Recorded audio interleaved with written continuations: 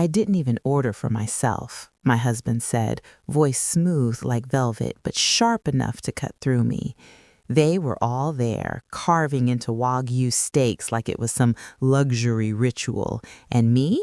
I had a perfectly white plate sitting in front of me, empty, just the way they wanted. Sloane, his mistress, leaned over with that smirk, the one that made it obvious she thought she owned the room, and said, "Next time, bring snacks, Natalie." I just smiled because smiling was cheaper than screaming. Silence draped itself over the table, the kind you pay for, not the cozy kind, but the expensive, spine-tightening kind where every clink of glass and tap of a fork felt like a subtle accusation. I was exactly where they wanted me, at the end of the table, shadowed, watching Theodore, my husband, 38, a man whose smile used to charm boardrooms, slice a steak that could feed a small army. Sloane closed her eyes mid-chew, then looked at me with syrupy sweetness and said, "Natalie, you should try this place sometime." Her fork hung in the air, and she added, "Oh, right, forgot. Your artist salary probably isn't enough." And everyone laughed like the universe had hired them as entertainment directors. Harper, the divorce lawyer who treated marriage like a business deal, Vanessa, the influencer living off engagement rings and heavily filtered selfies, Thomas, the leggings entrepreneur who took pictures of every product he sold like it was sacred, Nathan, yes, a woman named Nathan, in private equity preaching salvation via restructuring, and of course, Sloane, the pure embodiment of cruelty dressed in a designer dress and blood-red nails. And me? I just sat there. Empty plate, empty glass. My own birthday dinner had been stolen by them. But the weird thing, I didn't feel pain. Not really. That had gone months ago when the betrayal began leaking through. This was clarity. Every word, every laugh, every smug glance, it had been expected. 3 weeks ago, Theodore whispered about an intimate dinner with friends, touching my hand with a pretense of intimacy, a trap to lure me into this performance. 2 weeks ago, I overheard them laughing at the idea I'd be humiliated, whispering through speakerphones, "She actually thinks she's invited. You're not letting her eat, right?" I recorded it all. Every cruel word, every sneer, and now, sitting in that shadow, I realized the emptiness wasn't a punishment, it was my canvas. The world saw a woman being erased. I saw a woman finally noticing her own strength. And that's when the plan clicked into place, like the first thread of a long, quiet revenge stitched together with cold precision. Because in 10 minutes, when the final bite was taken and the last toast drunk, I'd make them all realize something, that I wasn't weak, that I wasn't invisible, that everything they thought they owned was mine to take back. I leaned back in the chair, letting the white linen stretch under my elbows, pretending to be a ghost. The room was alive with noise, laughs, silverware scraping against plates, glasses clinking, but I was untouchable. Nobody noticed that I wasn't participating, that I wasn't gasping at the theatrics or praising the food. I was invisible, sure, but invisible was exactly what I needed. It gave me time, space, a vantage point. While they bragged about trips, bags, and business deals, I let my eyes wander. Theodore was so busy performing that he didn't realize how empty his smile looked, how rehearsed each tilt of his head and the slight brush of his sleeve over the tablecloth was. Sloane was perched like a cat on a throne, arms crossed, red nails sharp as daggers. Harper's laugh was mechanical. Vanessa's filtered perfection felt brittle. And Thomas, busy flexing his healthy lifestyle like it mattered more than anything real in the room. They were all so predictable. And I smiled. A real smile this time, not the one I wore to survive months of subtle humiliation. A smile that carried the weight of knowledge. See, while they thought they were in control, I had quietly been dismantling their little world piece by piece. Every extra card, every joint account, every car and asset he thought he owned, I had shifted the chessboard weeks ago. And tonight, while they stuffed themselves with wealth and laughter, they had no idea the game was already over.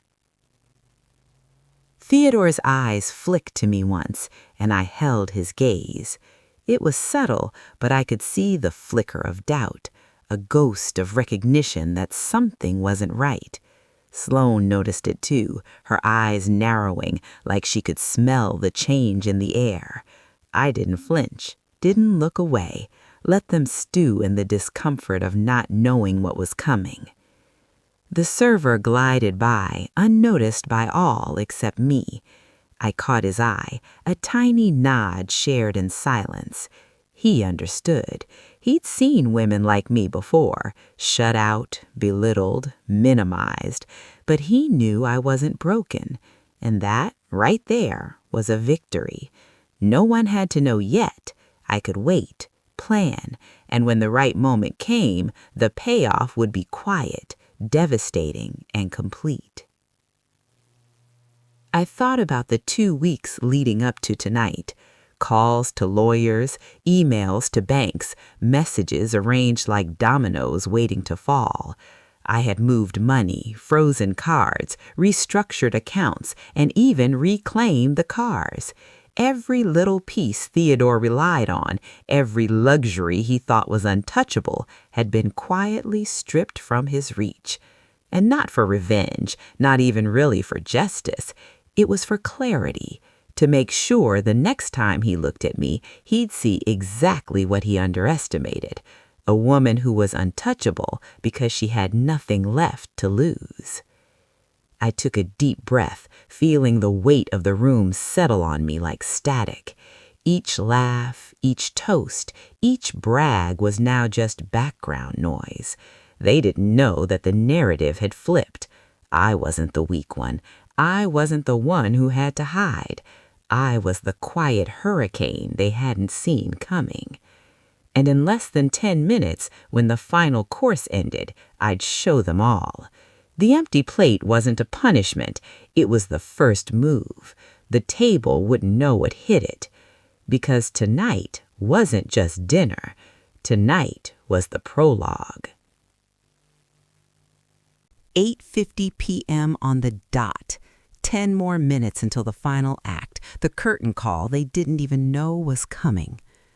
I watched as Theodore raised his glass, Sloane leaned in for her next cutting comment, and everyone else laughed like idiots who didn't realize they were the punchline.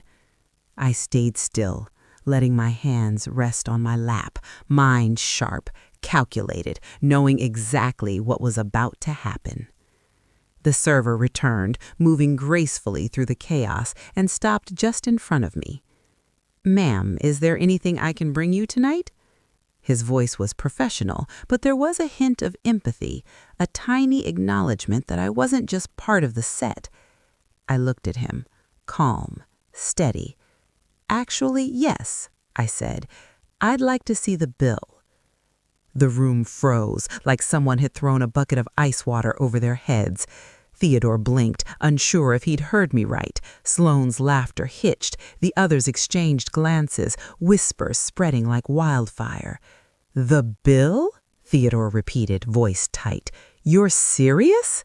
"Yes," I said. "The entire bill, itemized, every ridiculous bite, every overpriced sip. I want to review it." And then I watched as panic flickered across his face, subtle at first, then growing, like he realized the first domino was tipping.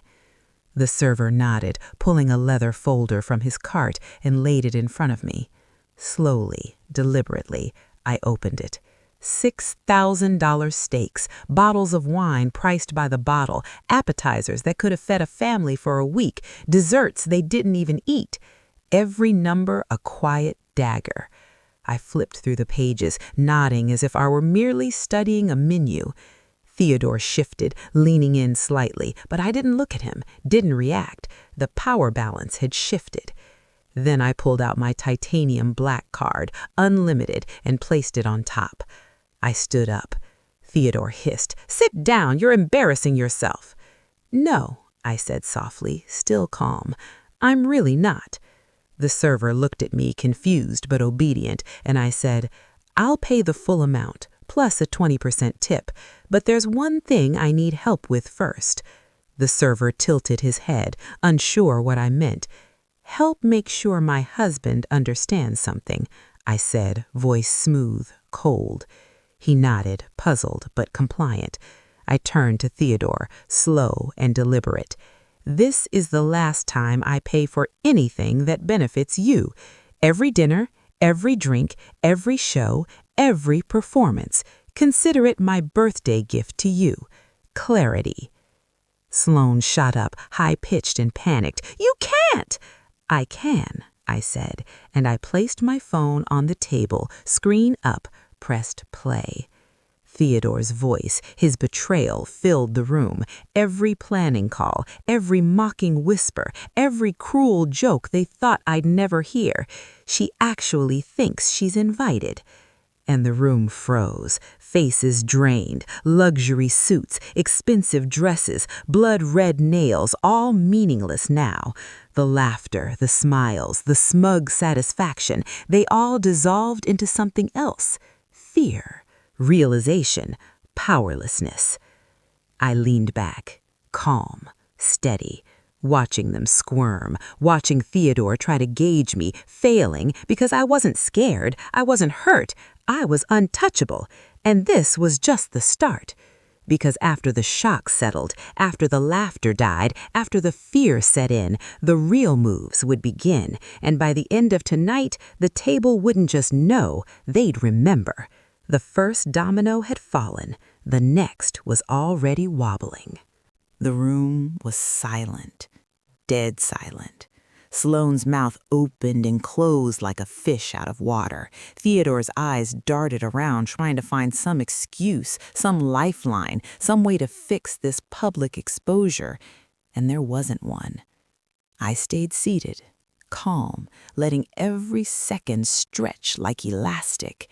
The titanium card still rested on the folder, the bill fully itemized, every overpriced steak, every indulgent wine, every pretense of status paid for by me. My quiet power hung in the air, heavier than any argument, any scream. No one moved. Not Harper, not Vanessa, not Thomas, not Nathan. Every one of them had played their roles perfectly, mocking, judging, performing, but they had no idea the script had flipped. The game they thought they controlled was over. I had spent the past weeks preparing for this moment, lining up every little piece, every card, every joint account, every asset he thought untouchable, already frozen, already reassigned, already mine to control. And now the first ripple was spreading. Theodore swallowed hard, jaw tight, his hands twitching like he wanted to grab me, but his ego, the thing he always hid behind, wasn't fast enough. I had dismantled the illusion carefully, methodically. It wasn't revenge, not really. It was reclamation. I wasn't here to humiliate anyone. I was here to show them the truth. That silence could be deadly, that calm could be terrifying, that a woman underestimated is a force they will regret ignoring. Sloane leaned forward, voice trembling. This isn't right. You can't do this." I didn't answer. I didn't have to. My calm said it all. She had been screaming for attention her entire life, and now she realized attention didn't equal control. I was in control. The whole table was suddenly small, absurd, and ridiculous. Theirs was a power built on mockery, on wealth, on spectacle, and I had stripped it down with nothing but preparation and poise. I thought about the past 2 weeks, calls to lawyers, emails to banks, instructions to repossess cars, freeze credit lines, and reroute money. Every step I had taken quietly while Theodore thought he was still the one steering our lives. Every asset that he thought belonged to him had already been reassigned, every line of leverage erased. And now, with this simple gesture, the bill, the card, the play button on my phone, I had proven it. I leaned back in my chair, sipping water, finally, the first thing I'd touched all evening that belonged to me. Their eyes were glued to me now, not out of respect or admiration, but disbelief. Every laugh, every brag, every smug comment from the past months now bounced back at them like a mirror, showing the ugliness they had tried to hide. And I knew the real work hadn't even begun. This was just the opening scene, the first wave. Theodore's empire, built on lies, on stolen moments, on illusion, was about to face consequences far larger than embarrassment. He hadn't just underestimated me, he had miscalculated entirely. Because after the bill, after the exposure, the quiet reclamation, the real dominoes were about to fall, and when they did, there would be no coming back. And the thought made me smile. The first act was over, but the play had just begun. By the time the laughter and whispers had died down, I was already moving on to the next steps. Theodore sat there, frozen, like a man realizing the floor beneath him had vanished. Sloane's red nails dug into the table, her face tight with rage, and the rest of them, well, they looked like they'd just seen a ghost. The lesson was clear. Underestimate Natalie Morrison, and you pay the price. I had set everything in motion weeks ago, quietly, meticulously. Every account frozen, every fraudulent expense accounted for, every luxury car, credit card, and hidden purchase documented and ready. And tonight, the dominoes were falling, one by one. The first wave was public humiliation at the table. The second, financial control. By morning, the white G-Wagon that had been parked at our house, the one he used to flaunt, would be reclaimed by the dealership. Cards he thought were limitless would start getting declined. Every asset he believed untouchable was slowly slipping through his fingers. While the rest of them squirmed in disbelief, I leaned back in my chair, pretending to sip water. It wasn't just about the money. It was about power, about showing that the quiet, invisible woman at the end of the table, the one they thought they could mock, was far from powerless. Every whispered joke, every smirk, every bite of steak they enjoyed at my expense had been fodder for the preparation that was paying off now. Theodore finally found his voice, shaky, sharp. "Natalie, what are you doing?" I didn't flinch, calm, collected. "I'm reclaiming my life," I said. "Every part of it you tried to take, every privilege you assumed was yours, I'm taking back." My words landed like bullets, piercing the bubble of arrogance he had lived in. Sloane's voice squeaked in disbelief. "You can't do this." "I already have," I said, quiet, letting the finality hang in the air. It was almost poetic how silent the table became after that.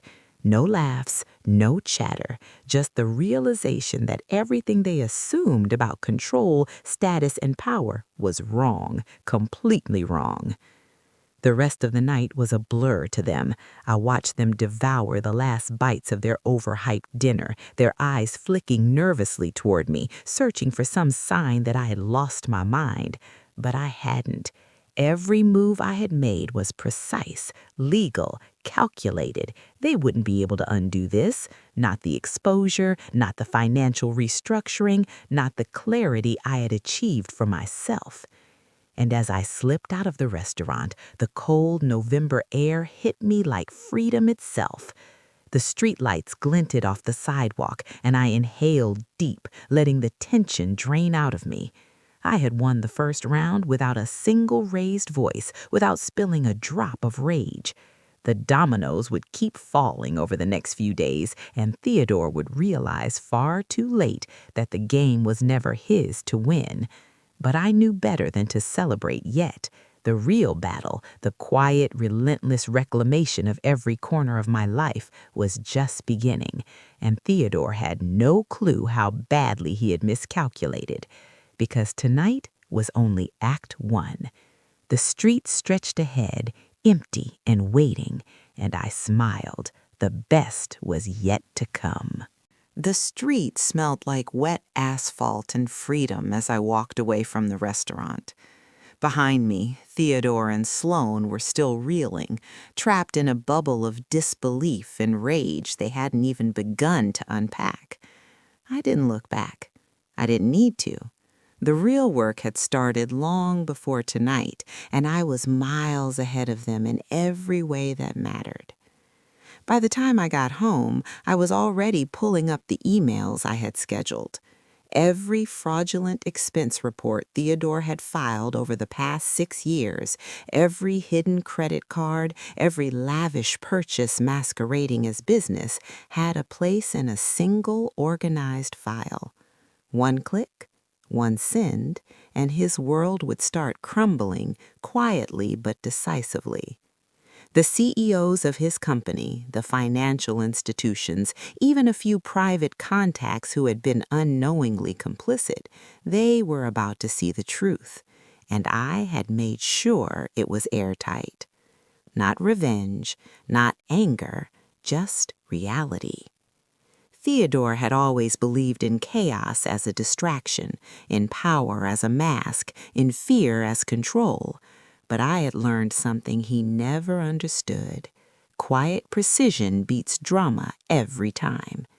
While he screamed, while Sloane fumed, while the others whispered behind their hands, I had been methodical, account by account, asset by asset, domino by domino. The first had fallen tonight, the table, the empty plate, the exposure. The next would follow naturally. Finances, reputations, leverage. Everything he thought unshakable had been shaken.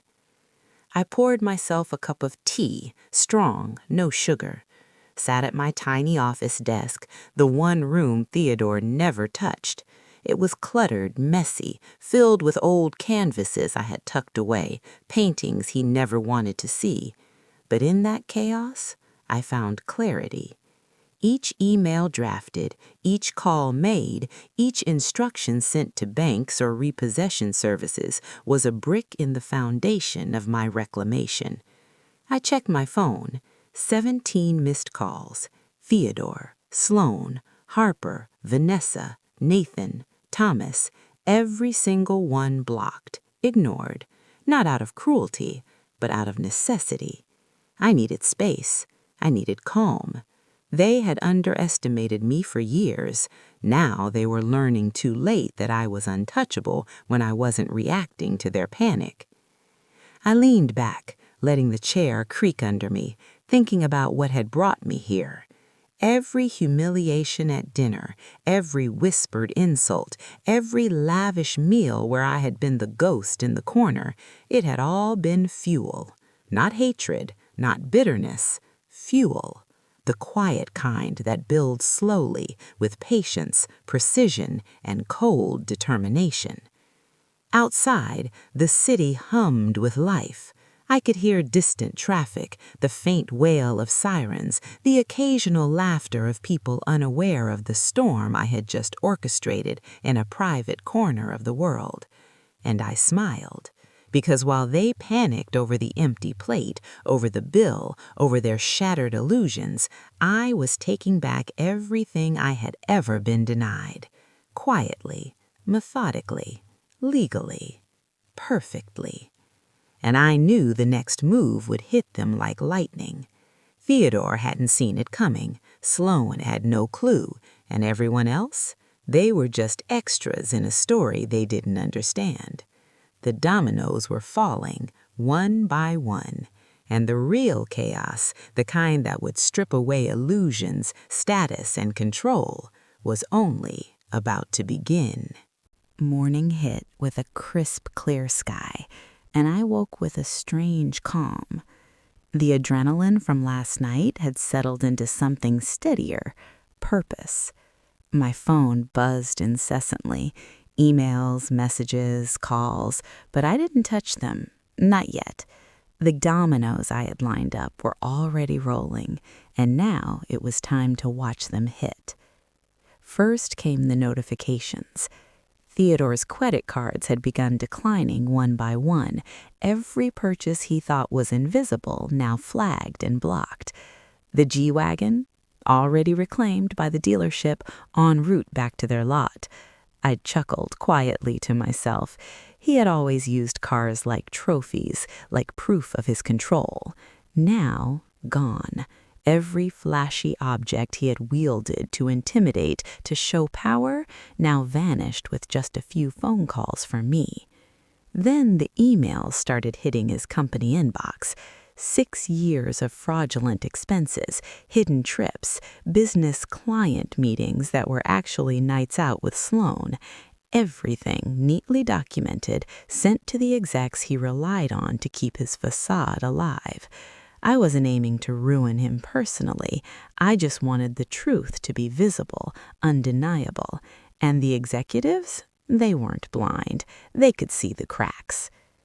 While Theodore scrambled, frantically calling his assistant, Sloan, and every friend who could lend an excuse, I took a shower, letting the hot water wash over me. The warmth seeped deep into my chest, into muscles tight from years of stress.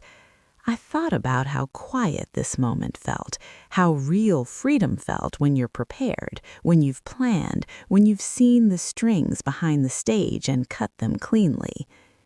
By mid-morning, news started trickling in from the grapevine. A few mutual friends called, surprised by the sudden shift in Theodore's aura. Rumors, whispers, quiet panic. He had always been the center of a carefully curated social orbit, the man with influence and charm, the one everyone looked up to. Today, people were starting to look past the mask, and Sloan, she was reeling the most. Every phone call she tried to make was met with busy signals, blocked lines, unanswered messages. Her power over the room, over him, over everyone, they were slipping. I sat at my small office desk, the one room in the house that had always been mine. A pile of paintings lean against the walls, some unfinished, some collecting dust. And I thought about how quiet surgical precision it had taken to get here. 2 weeks of calls, emails, instructions, and planning, all while keeping up the illusion of normalcy for Theodore.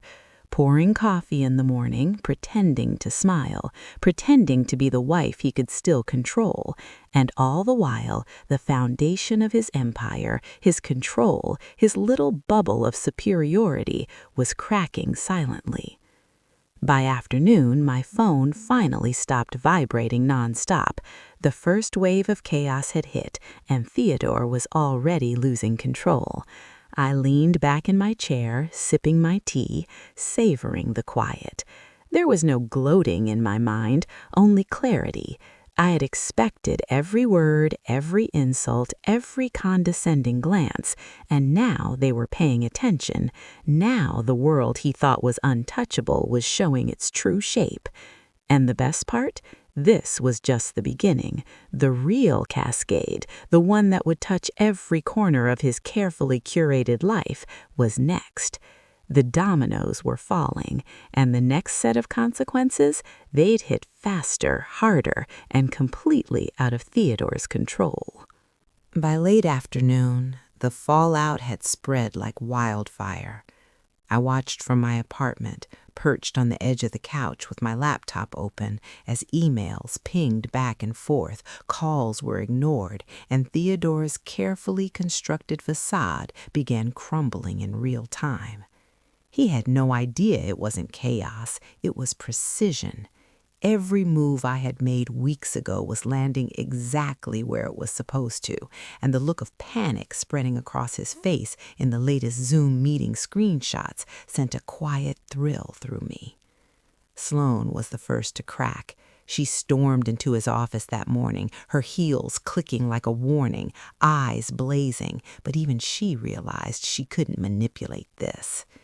Theodore's words faltered under the weight of the evidence I had sent, and for once he couldn't charm, couldn't justify, couldn't control the narrative. His friends were calling him, asking questions. His colleagues were questioning transactions. His so-called power had turned into a cage, and I held the keys. I leaned back, letting the satisfaction settle, but I didn't gloat. I didn't need to. The quiet satisfaction of justice, the kind that comes from planning, patience, and knowing exactly what you were doing, was enough. For the first time in months, I felt the kind of freedom that wasn't just physical, it was emotional, mental, legal, financial, complete. Theodore finally called. The ringtone made me pause, my finger hovering over the decline button. I let it ring.